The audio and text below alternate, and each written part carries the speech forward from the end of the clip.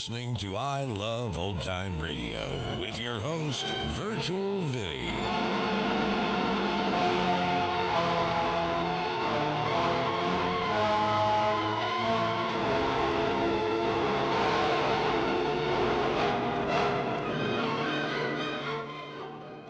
It's a new week here on I Love Old Time Radio. Welcome, Old Time Radio fans. I'm your host, Virtual Vinny. You can interact with us via social media on our Facebook page at I Love Old Time Radio or on Twitter at I Love OT Radio. You can send feedback via the contact form on our website at iloveoldtimeradio.com, or you can leave a voice message using the Anchor.fm app. If you enjoyed this program, please take the time to rate and review us at review.iloveoldtimeradio.com. This episode is brought to you by the Vintage Radio Club. The Vintage Radio Club is a way for you to help support the I Love Old Time Radio podcast, and as a thank you, we do an extra podcast a week with some longer productions. This past weekend, it was a CBS Radio Mystery Theater with a story of a man who finds out that his mother is not actually dead, but decides to keep her in a basement so he can gain her wealth and property. It's called Cold Storage, and if you want to hear more and help support I Love Old Time Radio, then visit vintage.iloveoldtimeradio.com. I Love Old Time Radio produces a new show every Monday through Friday, each day with a different theme. Monday's Crime Does Not Pay on The Shadow. This episode originally aired on October 16th, 1938, and it is called Night Without End.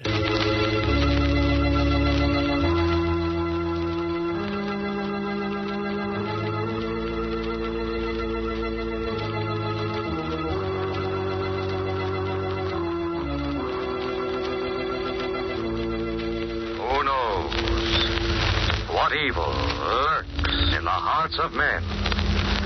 The Shadow knows.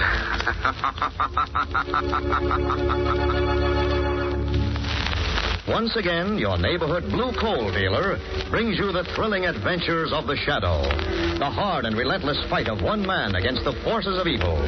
These dramatizations are designed to demonstrate forcefully to old and young alike that crime does not pay.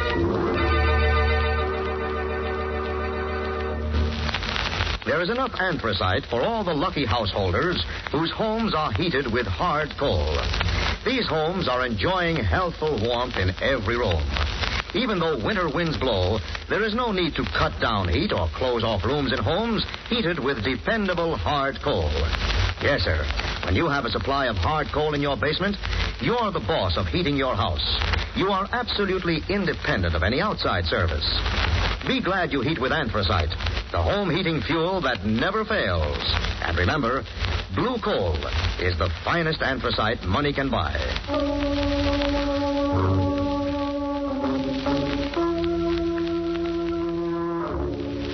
The Shadow, who aids the forces of law and order, is in reality Lamont Cranston, wealthy young man about town. Years ago in the Orient, Cranston learned a strange and mysterious secret: the hypnotic power to cloud men's minds so they cannot see him. Cranston's friend and companion, the lovely Margot Lane, is the only person who knows to whom the voice of the invisible Shadow belongs. Today's story, Night Without End.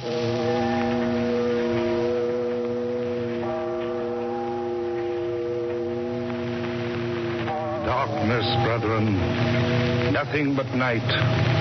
Night without end. For 3 days there's been no sun, no light, nothing but this terrible darkness. Because the world is evil, wicked, sinful. Let us pray, brethren. This is the end. The end of the world.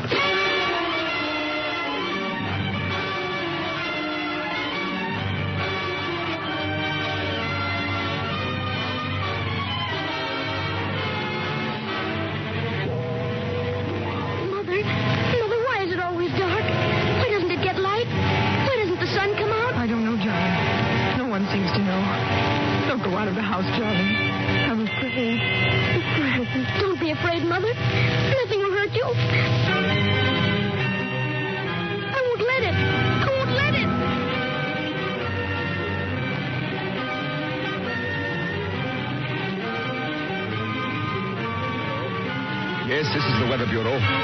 No, we have no explanation. Atmospheric conditions are not the cause of this black fog. Yes, we know it's been 3 days of total blackness. No other city or section is affected.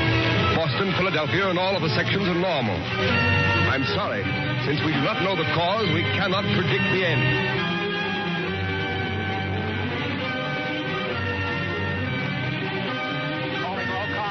Calling all cars. Riot and panic at 5th and Main.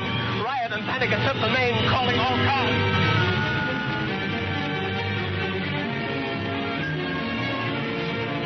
Light. In heaven's name, more light. But all the lights are on, Doctor. It's this black fog. I can't see. I've got to have more light on this operating table, or this child will die.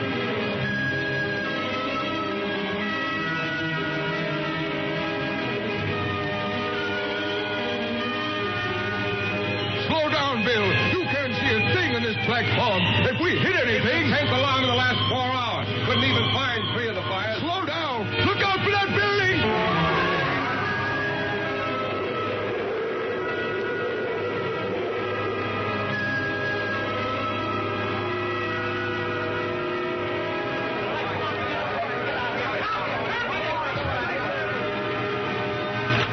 City desk. Burke, where the devil have you been? I sent you to... What? You're at Commissioner Weston's office? Wait a minute. Rewrite. Come in here and get Burke's story. Stop the presses. Hold everything. This is rewrite, Burke. Let's have it. After 72 hours of panic and terror, looting and disastrous fires and accidents, a definite clue has been unearthed by the police. A clue explaining the black fog enveloping the city. At noon yesterday, an extortion note demanding $5 million as the price of dispelling the black fog was received by the mayor. A sensational new smokescreen device invented by the famed scientist Dr. Heath and designed to protect entire cities from air raids has been stolen, and Dr. Heath has disappeared. There now seems to be no doubt that the 3 days of darkness, terror, and death is man-made. An emergency meeting is in session at the office of Police Commissioner Weston.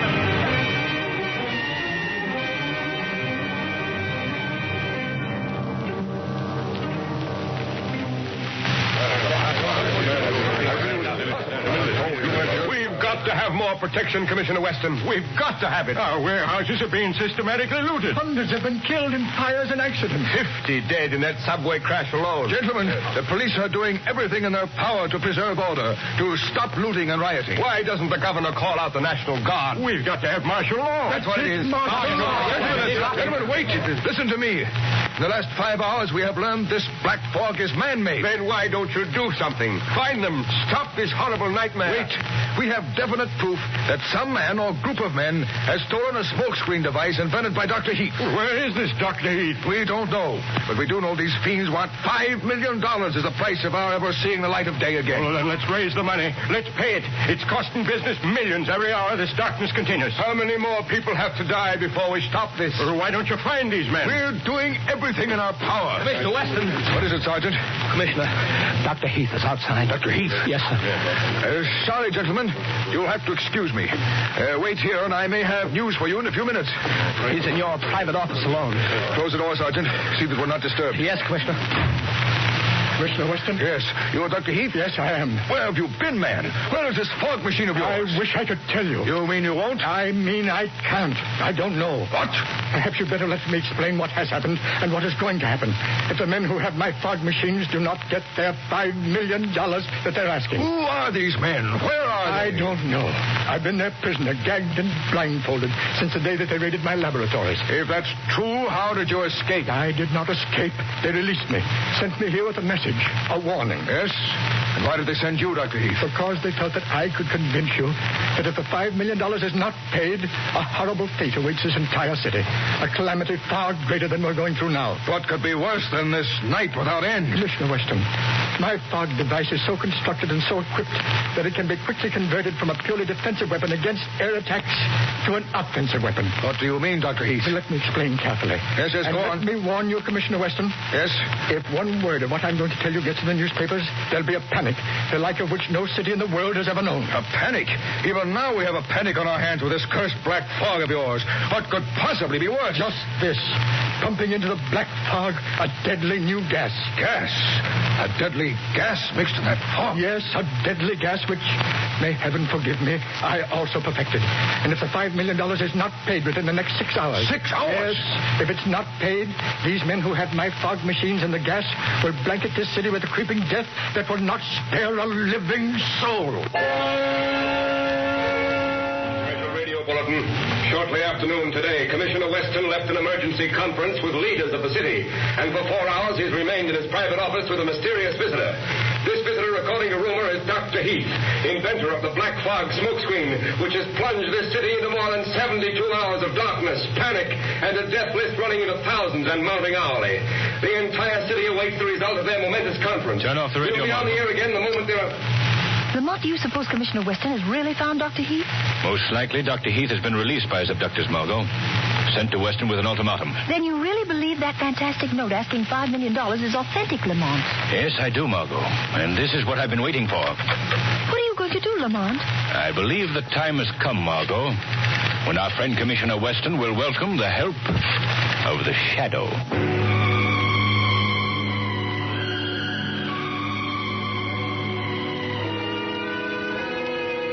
Dr. Heath? Yes, Commissioner Weston. I have completed the arrangements for the payment of the $5 million in the manner prescribed by these men who are in possession of your fog machines. I believe your story. I'm forced to believe it. But how do we know they'll keep their word? How do we know they won't keep on blanketing this city in darkness? Perhaps even using that deadly gas. There is no assurance, Commissioner Weston. But I must beg of you, don't try to have me followed when I take your message to them. They've warned me against that. And if it happens, they'll start releasing the deadly gas. It'll take only a few hours to wipe out the city. I understand. You won't be followed. Thank you. For myself, I don't care. I'm to blame for this catastrophe. You couldn't be expected to anticipate such a foul scheme. But tell me, Dr. Heath, why are they so sure you will obey their instructions? They are quite sure.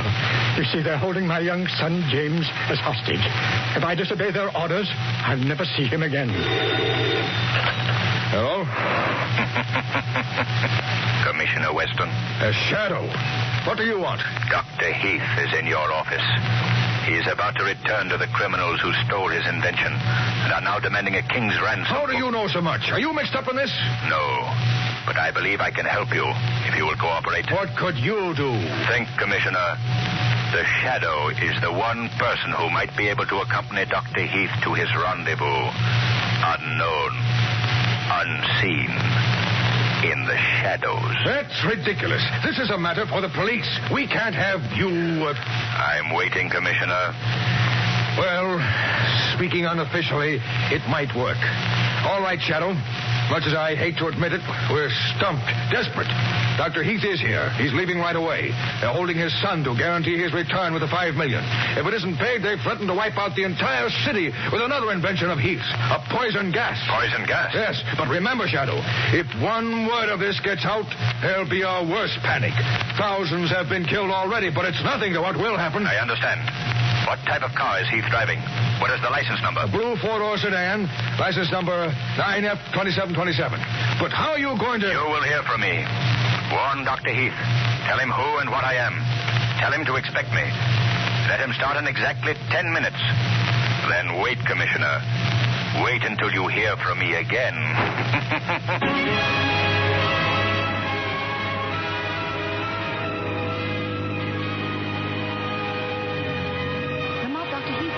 Straight up First Avenue. Can you see to follow him, Margot? Yes, but I wouldn't dare go any faster. Now listen, Margot. I want you to drive in front of him.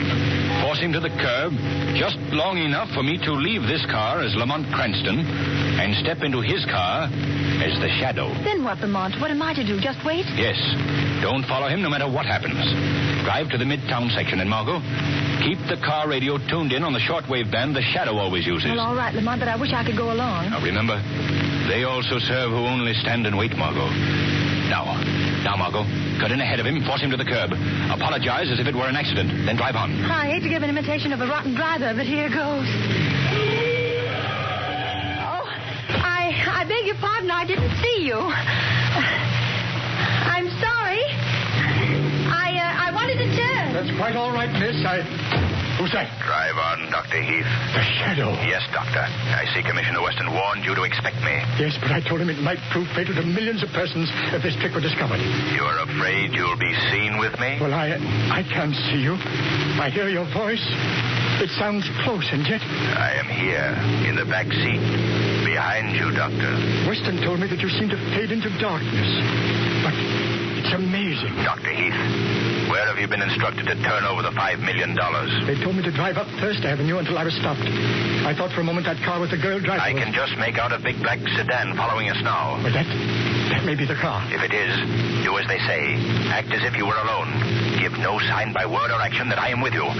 Where's the money? In this big suitcase beside me, but... Yes, Dr. Heath? Oh, I know you'll do all you can. I know that the lives of the millions of people in this city are far more important than any personal consideration. But if it's humanly possible, will you try to save my son, James? I don't care what happens to me. It doesn't matter. I'm to blame for all this, but he is innocent. He's only a boy with his whole life. I will do what I can, Doctor, but I make no promises. It may be your life, his life, and the life of the shadow, against millions of helpless and defenseless lives in this darkened and panic-stricken city. Yes, I know. They're driving alongside Shadow. Do as you're told, Dr. Heath. Hold over there, Heath. All right, Heath. Bring that suitcase and get out of your car. All right. Heath, get in my car. Yes. I've taken you to the chief. And just to make sure the cops didn't plant somebody in the back of your car to tail us... What's that you have in your hand? What are you going to do? A hand grenade, Dr. Heath. Watch it rip your car to pieces. And anybody in it.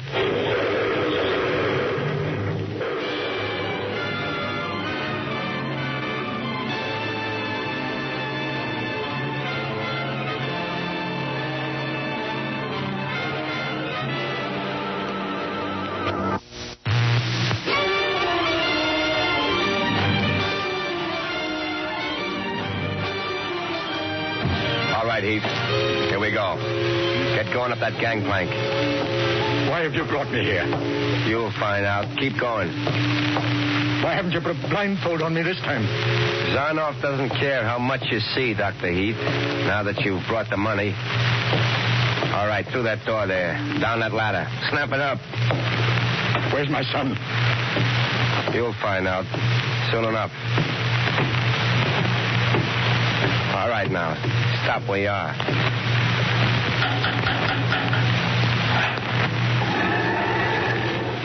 Here he is, Zaroff. Good.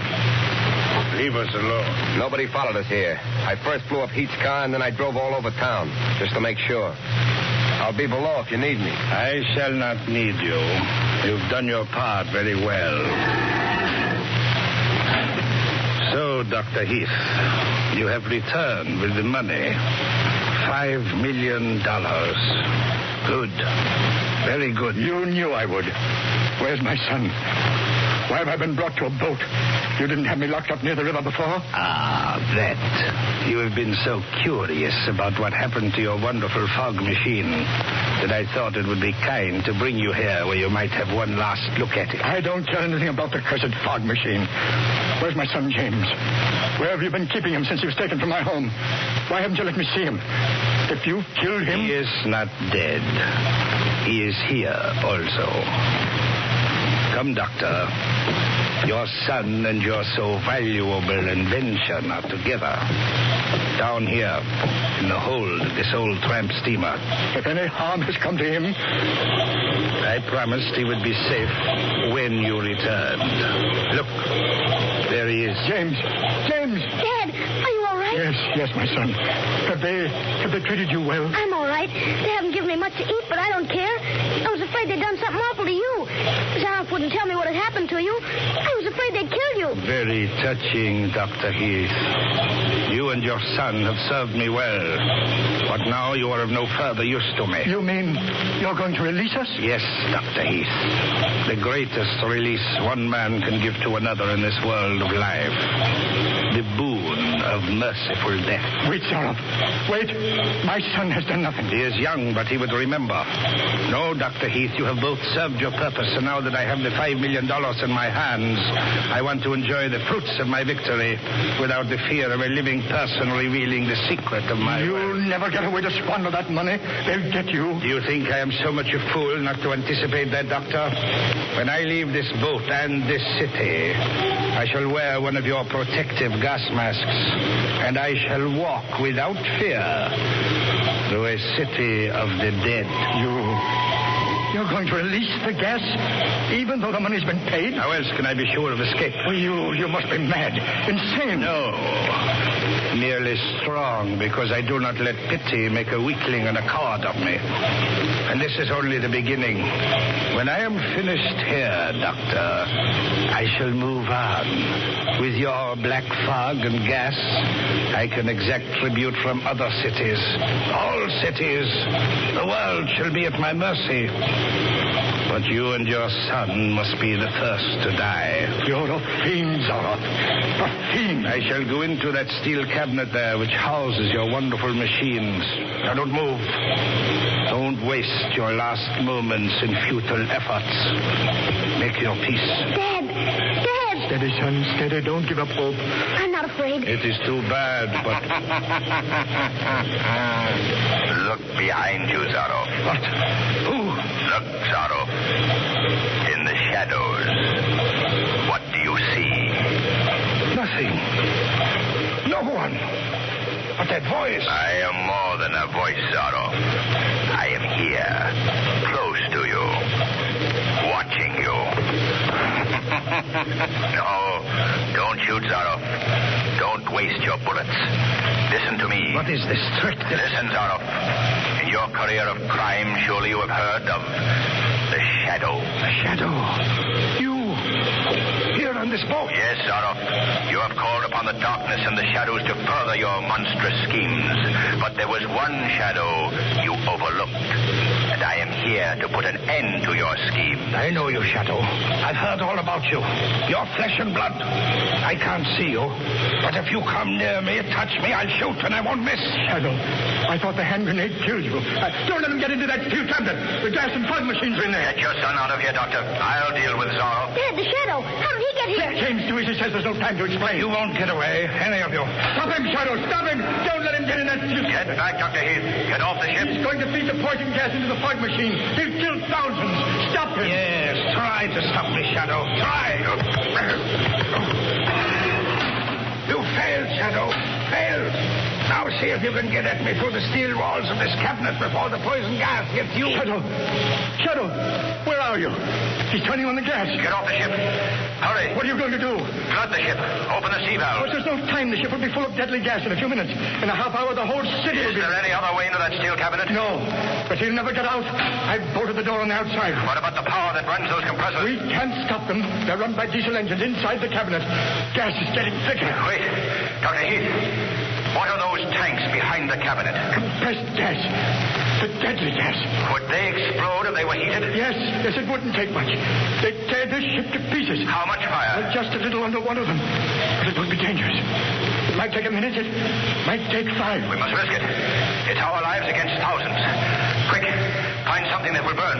Anything. Dad, there's a bunch of oil-soaked rags back here. Bring them here, Jimmy. Hurry. That's it.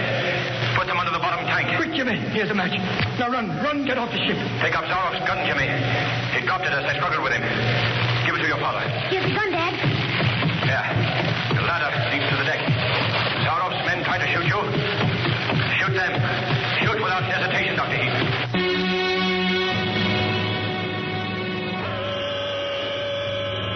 Calling Margot Lane. Calling Margot Lane. Listen carefully. Phone Commissioner Weston that I have located fog and gas machine aboard freighter at Harlan Docks. Warn him to send police and all available firefighting apparatus. Equip all men with gas masks. Keep away, Margot. There is going to be an explosion. Keep away. That is all.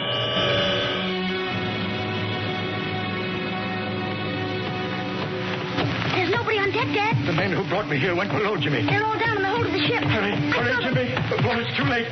Those tanks will blow this ship out of the water. They'll kill everybody on it. Is the getting back to the wharf, Dad? Yes, Shadow. Shadow, it takes only a few degrees rise in temperature to explode those compressed gas tanks. I'll set them off in an instant. If we reach the wharf, we may survive. Dad, I can't breathe. Jimmy, here. Come on. I'll try, Dad. Steady, Jimmy. Dad. Steady, we're almost on the wharf. Get as far away as you can. All right, Dr. Heath. Shadow, why don't those tanks explode? If the fire went out, Saraf will gas the whole city to death. It's spreading. Jimmy, you go on. I'm going back to start another fire. Wait. The gas will kill you. Wait.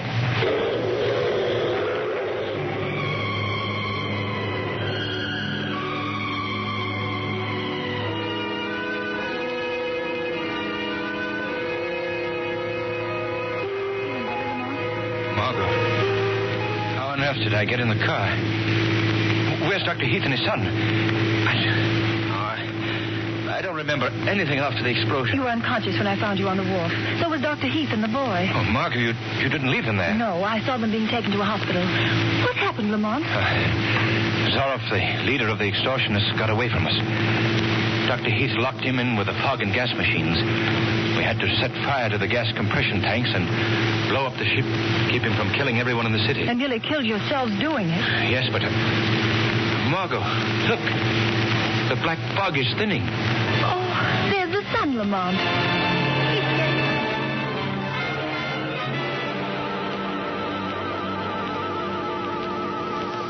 The weed of crime bears bitter fruit.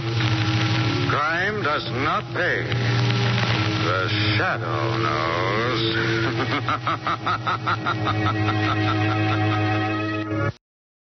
You're listening to I Love Old Time Radio with your host, Virtual Vinny.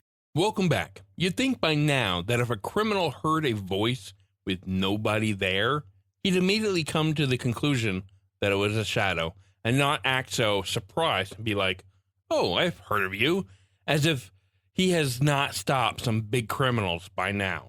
Now we turn to listener comments and feedback, and Neil writes, hi, Vinny. I enjoy your show, even though I'm not especially a fan of My Friend Irma or Lights Out. I enjoy The Shadow, Broadway is my beat, and You Bet Your Life. However, I have a question about The Shadow. A few weeks back, you played an episode, Professor X, that you said was the last episode with Orson Welles, originally broadcast in the fall of 1938. However, there's another episode, The White Legion, from March of 1938, that actually includes a farewell message from Wells to the audience. How do you explain the discrepancy?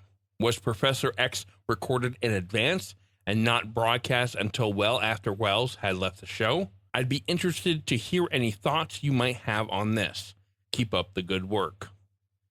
Well, thanks for the kind words, Neil, and I actually have an answer for you. So from September 26, 1937 to March 20th, 1938, which was the original air date of The White Legion, Orson Welles played the title role under the sponsorship of Blue Coal, and it aired on Mutual Network.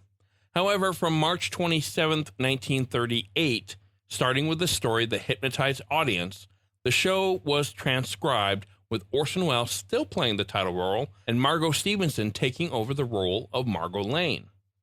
These shows were made for B.F. Goodrich Tires and syndicated. When the show came back live in September, it had a new shadow in that of Bill Johnstone, with Agnes Moorehead returning as Margot Lane. Now, for those of you who don't know, a transcribed program were just another name for shows that were recorded ahead of time instead of being done live, and they were sent to stations on basically a large record that was about 16 inches in diameter and recorded at 33 1/3 RPMs. As for not liking My Friend Irma and Lights Out, I will say that I'm sure not everything I choose will be liked by everyone. But that's what makes this podcast great, that there is a different show every day. I will tell you that both will be ending around the beginning of season 2, which starts October of this year.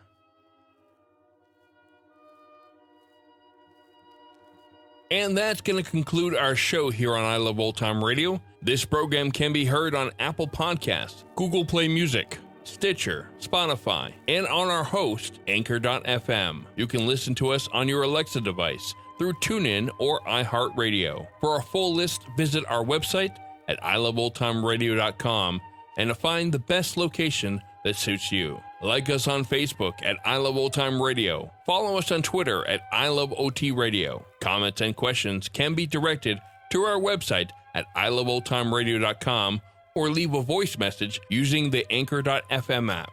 If you'd like to help support this show, you can do so at support.iloveoldtimeradio.com or by joining our Vintage Radio Club and get an extra episode a week. Tomorrow we'll play a new episode of My Friend Irma, and join us back next Monday for more with The Shadow. For iloveoldtimeradio.com, this is Virtual Vinny signing off.